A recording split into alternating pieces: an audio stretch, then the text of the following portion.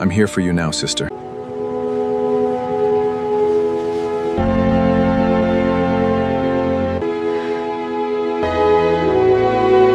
Her tiny act of mercy in a war-torn jungle 11 years ago was supposed to be forgotten. Instead, it walked back into her life wearing a tailored suit, flanked by armed men, and bowed to her in front of the husband who called her worthless. "Little sister," he said, "I finally found you." And just like that, the maid everyone mocked became the woman an empire feared to cross. Before we go further, if you believe love should never come with a price tag, hit subscribe right now. Malik mocked the woman who gave everything and asked for nothing. Don't be like him.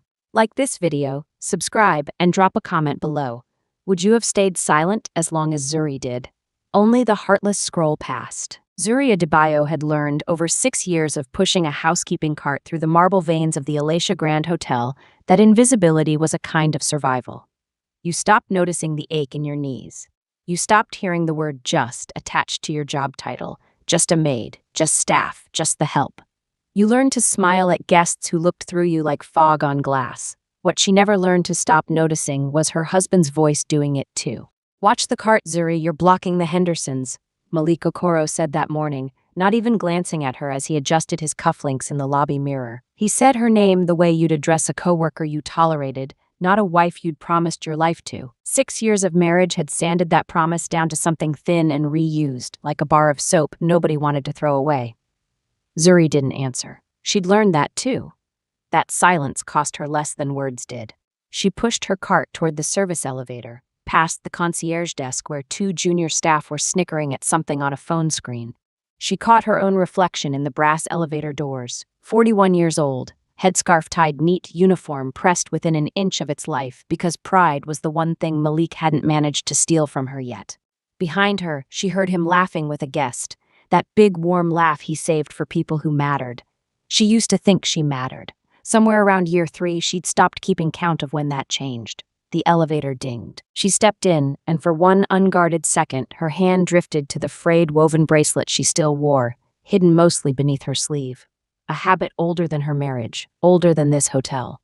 She didn't remember the boy's face anymore, not really, just his shaking hands, the smell of dust and gun oil, and the sound of her own voice telling him stories about Lagos traffic to keep him from crying.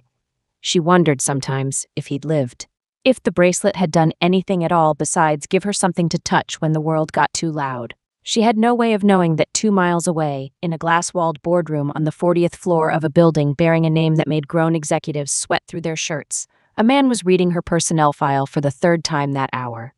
Kang Min-jae did not fidget. He did not raise his voice. In 11 years of building an empire out of other men's fear, he had trained every visible nerve out of his body, except this one. His thumb kept returning to the photograph clipped to the top of the file. A tired woman in a housekeeping uniform, badge number 4471, employee since 2019. "Confirm it," he said without looking up. His head of security, a broad-shouldered man named Tae Yang who had seen his boss dismantle rival syndicates without blinking, cleared his throat carefully. "Sir, the acquisition closes at noon. If you go to the property before the paperwork..." "Confirm it," Min-jae said again, quieter this time, which was somehow worse. Tae Yang confirmed it. Zuri Adebayo, Nigerian national, volunteer roster Doctors Without Borders satellite camp 11 years prior. Current address, staff housing, 3 blocks from the Alicia Grand.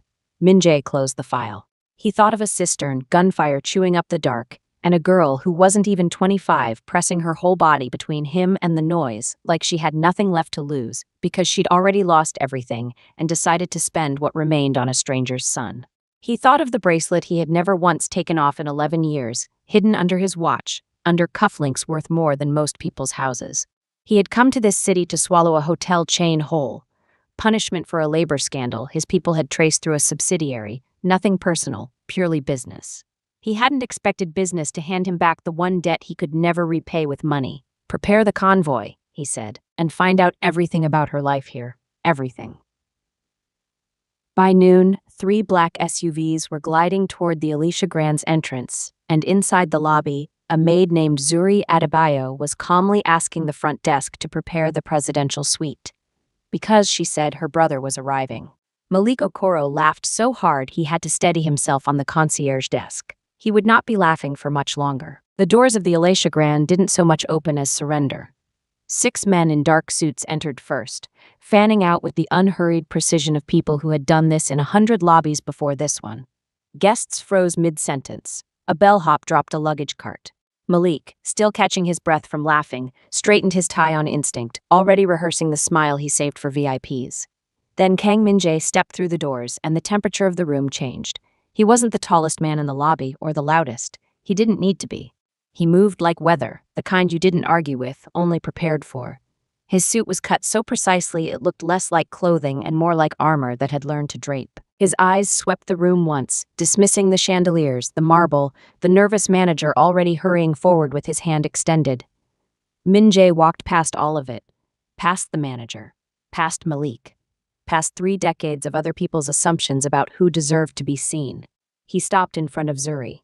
For a moment, nobody breathed. Zuri stood frozen beside her housekeeping cart, badge 4471 catching the light, hands still smelling faintly of bleach. She didn't recognize him, how could she? The boy in her memory had hollow cheeks and a child's fear in his eyes. This man had a jaw like a closed door and a stillness that made grown security guards look away first. Then he bowed. Not a nod. A full, deliberate bow, the kind reserved for elders, for debts that could never be settled with money. "Little sister," he said, in English rough with disuse but unmistakably certain. "I finally found you." The bracelet. His hand rose slightly, just enough to show the frayed weave at his own wrist, hidden for 11 years beneath watches worth more than the hotel's monthly payroll. Zuri's breath caught. Her fingers found the twin bracelet at her own wrist without her permission, muscle memory older than her marriage, older than this uniform. "The boy," she whispered. "The camp. You." Her voice broke on the last word because saying you lived out loud made 11 years of not knowing collapse all at once. "I lived," he said simply, "because of you." Somewhere behind her, Malik made a sound that might have been a laugh trying to survive contact with reality and failing. This has to be some kind of joke. Zuri doesn't have a brother, she's staff." He said the word like it explained everything, like it was armor. Min-jae's eyes moved to him for the first time, slowly. The way a man might look at an insect he hadn't yet decided was worth stepping on. "You are her husband," Min-jae said. It wasn't a question. Somewhere in that 40th floor boardroom, a file already existed with Malik's name on it, cross-referenced with payroll records that hadn't finished being read. Malik Okoro. "Guest relations supervisor," Malik said, puffing slightly, already recalculating whether this stranger's wealth was something to be feared or leveraged. Zuri watched the gears turn behind his eyes and felt something old and tired settle deeper in her chest. Even now, even in front of this. "I see," Min-jae said, and the 2 words carried more weight than a courtroom verdict. He turned back to Zuri, and something in his face softened, not weakness, but the particular gentleness only the genuinely dangerous can afford to show. "You saved my life for 4 hours in the dark and asked for nothing. I have spent 11 years and more money than this hotel is worth trying to find you so I could finally ask, what do you need? Name it." The lobby had gone so silent that the elevator chime sounded like a gunshot. Zuri opened her mouth, closed it. In 6 years at this hotel, no one had ever asked her that question. Not the guests, not management, not the man standing 3 feet away wearing her husband's name like a costume. She didn't know how to answer a question that big. Not yet, not with her hands still shaking and bleach still under her fingernails. "I need," she said slowly, "for someone to tell me this is real." Min-jae almost smiled. "Tae-yang," he said without turning, "pull the acquisition paperwork. I want to know exactly who has been signing off on this woman's payroll for the last 3 years." Malik's confident posture flickered. Just barely. Just enough for Zuri to notice. The way you notice a hairline crack in glass right before it shatters. He had no idea yet how much was about to fall out of that crack. Grief has a smell, Zuri thought later. So does humiliation. And so apparently does a man's composure collapsing in real time. It smelled like the cheap cologne Malik oversprayed whenever he was nervous, thickening in the recycled lobby air as Tae-yang's men set up a folding table by the concierge desk like they were about to perform surgery. In a way, they were. "This isn't necessary," Malik said, his voice climbing half an octave higher than the register he used for guests. "Whatever this is, a misunderstanding, a stunt for the cameras, I don't know, but there's no need to involve HR matters in the lobby." "HR matters," Min-jae repeated, tasting the phrase like it was something spoiled. He hadn't raised his voice once. He didn't need to. The room had already appointed itself his audience. Phones lowering, breath held, the kind of silence that only exists right before something breaks. Interesting that you jumped to HR. I only asked who signed her payroll. A laptop opened. Taeyang's fingers moved with the calm efficiency of a surgeon who had done this before and would do it again without losing sleep. Zuri stood beside her cart, arms crossed against a cold that had nothing to do with the air conditioning, watching numbers scroll past that were supposed to represent her life and somehow didn't add up to anything she recognized. Hazard pay supplement, Taeyang read aloud, flat and unhurried. Authorized quarterly, routed to account ending 8842. He looked up. Miss Adebayo, is this your account? Zuri shook her head slowly. She'd never seen that number before in her life. It's mine, Malik said too quickly, then caught himself. I mean, we share finances. Married couples do that. It's completely normal for 3 years, Taeyang continued, unbothered. Hazard pay bonuses totaling approximately $14,000 were diverted from Miss Adebayo's compensation into an account you control, coinciding with, he scrolled, his expression never changing, which somehow made it worse. 6 separate withdrawals at Diamond Point Casino on the same or adjacent dates. The lobby, which had been merely silent, now achieved something closer to reverent. Zuri felt the floor tilt, just slightly, the particular vertigo of learning that the version of your life you'd been grieving quietly wasn't even the full tragedy. She'd noticed the gaps in the paychecks over the years. Of course she had. She wasn't a fool. She'd simply been too tired, too outmatched, too used to being told she'd miscounted, misunderstood, misremembered. Malik had a gift for making his wife doubt her own arithmetic. It turned out that gift had a price tag, and she'd been the one paying it. You stole from me, she said. Not a question. Her voice came out steadier than she expected, steadier than 6 years of swallowed anger had any right to sound. I was going to pay it back, Malik said, and even he seemed to hear how thin that sounded once it left his mouth and met open air. It was a rough patch. Everyone has rough patches. You don't understand what it's like trying to look successful when your wife is. He stopped himself half a second too late. When your wife is what? Min-jae asked, and for the first time something dangerous moved beneath his calm, like current under still water. Malik said nothing. He didn't need to. The word maid had been sitting in his mouth for 6 years, and everyone in that lobby had heard it enough times in his tone, if never quite in his words, to fill in the silence themselves. Min-jae turned to Zuri. There's more, he said gently now, the gentleness somehow more frightening than his anger had been. Security footage. 2 years of it.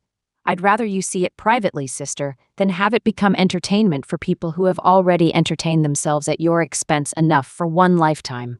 Zuri looked at Malik, really looked, the way you look at a stranger's photograph trying to place a face you used to love. She thought of every just staff, every dismissive wave of his hand in front of guests. Every night she'd come home aching and found no dinner waiting because he'd assumed she'd handle it. She always handled it. Show me, she said. All of it. I've spent 6 years not asking questions I already knew the answers to. I'm done doing that. Somewhere near the elevators, the hotel manager, sensing the exact moment his career began quietly dying, reached for his phone to call corporate, only to find 3 missed calls already waiting, all from a number he didn't recognize, all originating from the 40th floor that, as of 11 a.m. that morning, technically owned him. The manager's office wasn't built for an audience of this size, but Min-jae's men made it work, pulling in extra chairs, closing blinds that had probably never once been closed during business hours. Zuri sat with her hands folded in her lap, the posture of a woman who had learned long ago that stillness cost less than flinching. Malik hovered near the door like a man calculating exits, though everyone in the room understood there weren't any left for him. Taeyang cued the footage on the office monitor. Time-stamped, dated, methodical, 11 months of it compressed into the parts that mattered. The first clip showed Zuri, 18 months earlier, cleaning the 14th floor executive suite alone at 2 a.m. because Malik had forgotten to schedule a second housekeeper for a floor that required 2 by hotel policy, a policy he himself had signed off on in writing the week prior. She'd worked the shift solo rather than leave a wealthy guest's room unfinished, then clocked out at 4 a.m. and been back at the front desk by 9 because Malik needed her to cover so he could take a long lunch with a woman from corporate sales who was not. Zuri now understood watching his face on the monitor, discussing quarterly projections. The second clip was worse in a smaller way, which somehow made it land harder. A guest's diamond cufflink had gone missing from a room Zuri had cleaned.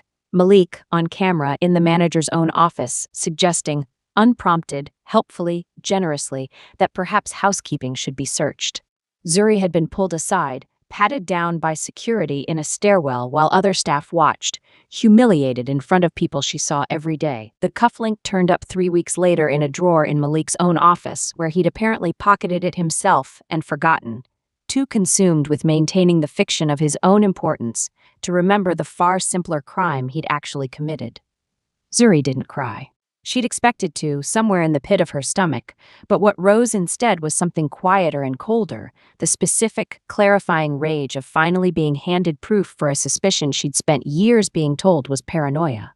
"Enough," she said, and Taeyang paused the footage without being asked twice. Malik had gone very pale. "Zuri, baby, I can explain every—" "Don't," she said.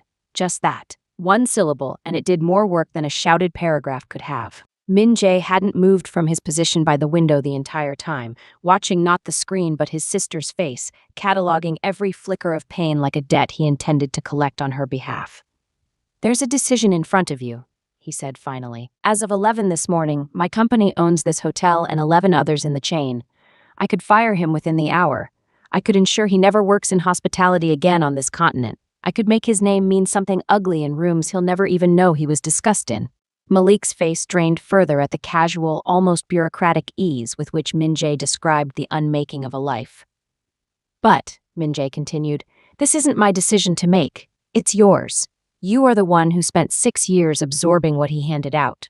Whatever justice looks like, sister, I'll build it exactly to your specifications." Every eye in the room turned to Zuri. She thought of Mama Adeye's, of the seamstress who taught her that patience wasn't the same thing as surrender, that you could hold your tongue and still be sharpening something underneath. She thought of 4 hours in a cistern with a frightened boy, offering him the one thing she had, not vengeance, but a bracelet and a story about traffic to keep his mind off the gunfire. "I don't want him destroyed," she said slowly, and watched surprise ripple through the room, watched Malik's shoulders sag half an inch with something that might have been relief. "I want him to still be standing when everyone finds out exactly what he is. Ruin is quick. Everyone forgets a scandal in 6 months. I want something that lasts longer than that." Min Jae tilted his head, genuinely curious now. The closest thing to delight his carefully controlled face had shown all day. "Tell me what you're thinking," he said. "And then, sister, tell me how I can help you build it." Outside the office door, the hotel manager was already drafting his resignation letter, uncertain whether he was about to be fired or simply hadn't yet been told the timing. "I want him to work for me," Zuri said. The silence that followed had a different texture than the ones before it. Not shock exactly, but recalibration. The sound of a room realizing it had underestimated the woman at its center twice in one day. Malik's head snapped up. "What?" "Not as a supervisor," Zuri continued, and now something had entered her voice that hadn't been there in 6 years of marriage, a kind of quiet command, the tone of a woman who had spent her whole life being spoken over and had just discovered she no longer needed permission to speak first. "As housekeeping staff. Same floors I worked, same hours I worked, under a manager who reports directly to me, if my brother is offering me a position, which I assume he is." Min Jae's mouth did something that, on a less disciplined face, would have been a smirk. "I was going to offer you the regional directorship of guest operations, but your proposal has considerably more style." "Zuri, you can't be serious," Malik said, the color returning to his face now in the specific shade of a man who thought the worst had passed. "I have a reputation in this industry. Cleaning rooms, that's not who I—" "That's exactly who you are," Zuri said, cutting through him with the ease of a woman folding a fitted sheet. "You've just never had to prove it with your hands before.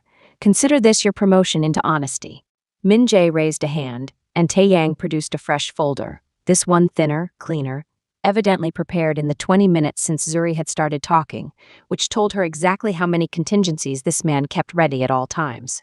"There's a second option," Min Jae said. "Full restitution of the stolen wages, repaid over 18 months, garnished directly from whatever position he holds. Public disclosure to hotel ownership, formal termination from any supervisory role chain-wide, and criminal referral held in reserve, not filed, but drafted, dated, and sitting in a drawer with my signature on it. If he so much as raises his voice to you again, sister, it stops sitting in that drawer."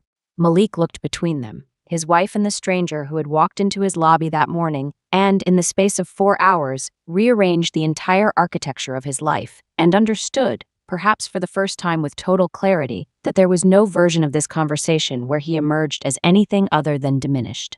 "I'll sign it," he said quietly, not because he'd found humility, because he'd finally run out of rooms to run to. Taeyang slid the papers across the desk. Malik's hand shook slightly as he signed, a small, petty tremor that Zuri noted with the same detachment she'd once reserved for noting a guest's unreasonable room service request. She wasn't cruel enough to enjoy it, but she wasn't foolish enough to pretend it didn't feel, in some small private corner of herself, like the first full breath she'd taken in years. Word moved through the hotel faster than any memo corporate could have drafted. By the time Zuri and Minjae stepped back into the lobby, the crowd that had laughed that morning had rearranged itself into something closer to a congregation.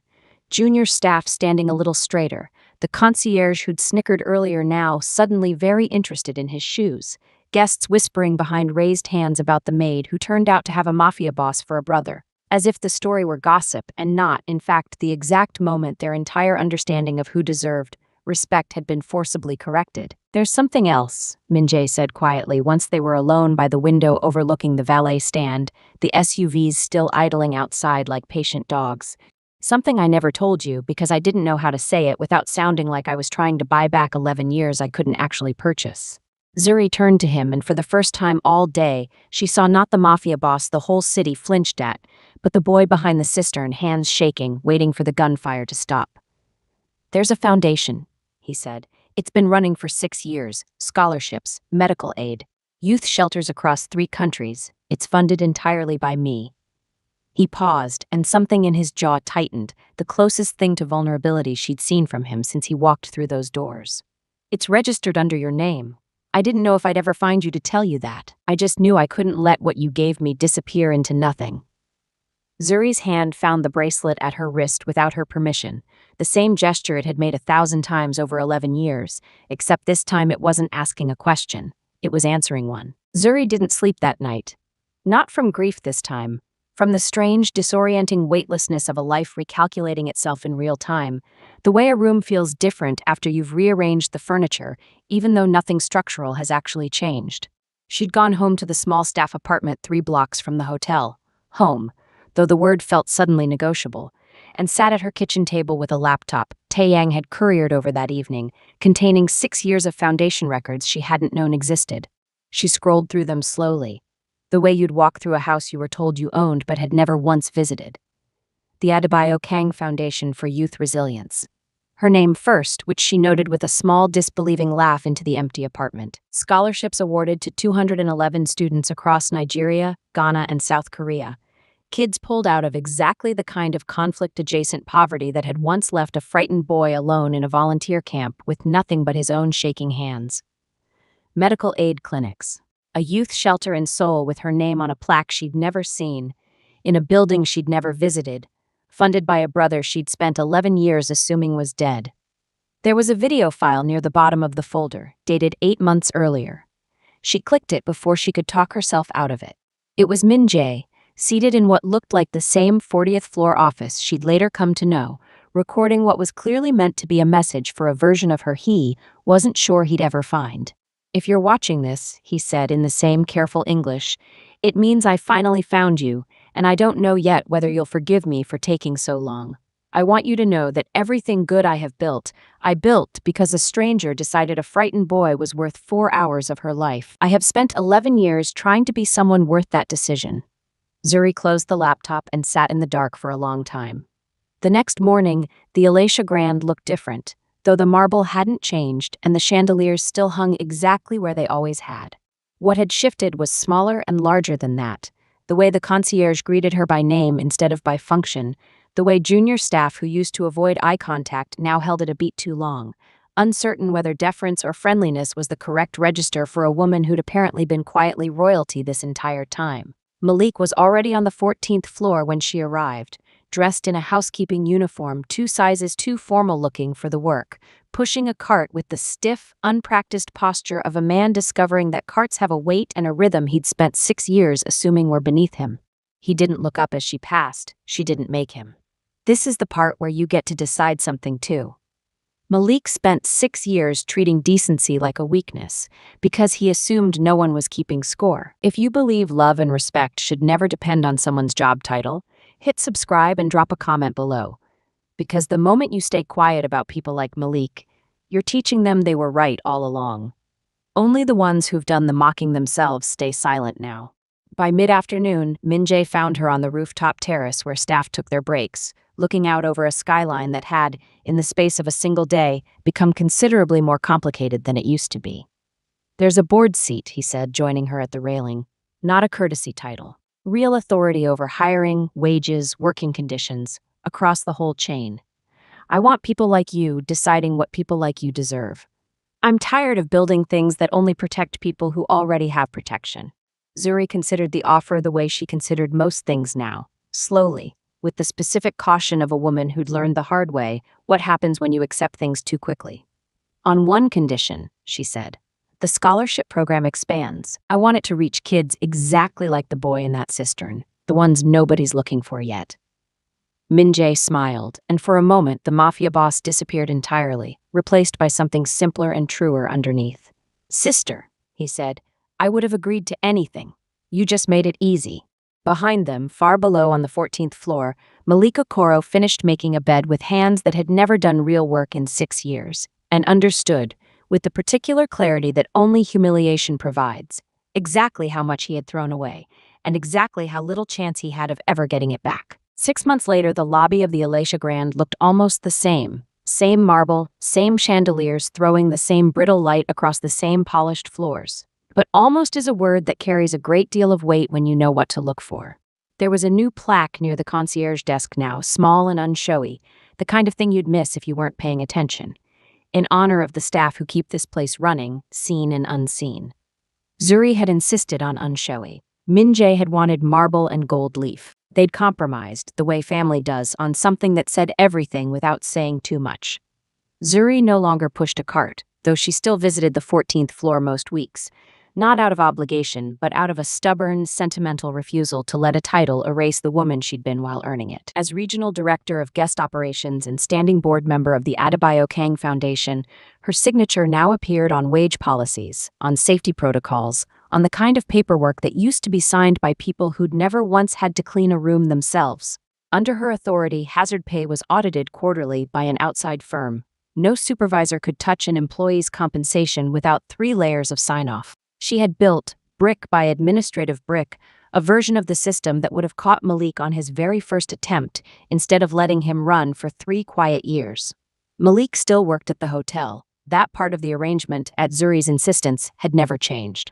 He'd lasted 4 months in housekeeping before requesting a transfer to laundry services, which she'd approved without comment, and where he now spent his days folding linens with the particular hunched diligence of a man who had finally, belatedly, learned what his wife's hands used to feel like at the end of a double shift. He didn't speak to her much anymore. There wasn't much left to say that either of them wanted to hear. The divorce had finalized quietly in the 3rd month. No drama, no lawyers shouting in hallways, just 2 signatures and the strange anticlimactic relief of watching a door close that had been half open for years. He had, to his credit, stopped mocking her. It's difficult to look down on someone from the floor. The scholarship program had grown to 470 students across 3 countries by the time Zuri stood at the ribbon cutting for the 2nd youth shelter.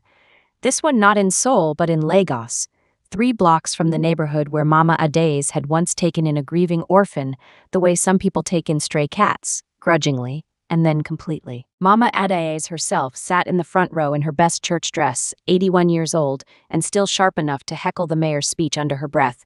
And when Zuri caught her eye across the crowd, the old woman simply nodded, the way she used to nod over a well-stitched hem.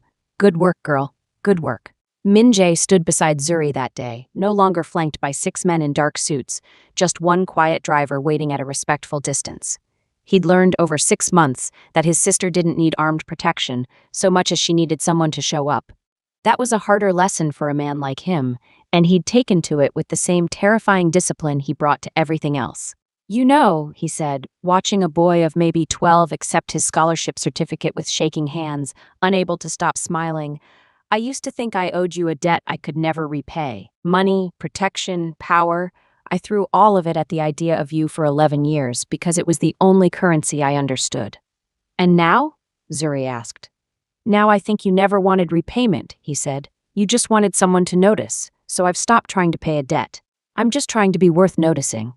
Zuri smiled, the bracelet, hers and its twin on his wrist, catching the Lagos sun as she reached for his hand. She thought of the lobby 6 months ago, of Malik's laugh, of a room full of strangers who'd assumed a maid's whole worth could be measured by her uniform. She thought of a cistern, of gunfire, of a boy who had grown into a man who bowed to her in front of everyone who'd ever underestimated her. She had lost a husband who called her nothing. She had gained a brother who called her family, a system that finally protected women who looked like her, and 470 children who would never have to learn, the way she once had, that kindness goes unrewarded. It hadn't, in the end. It never had.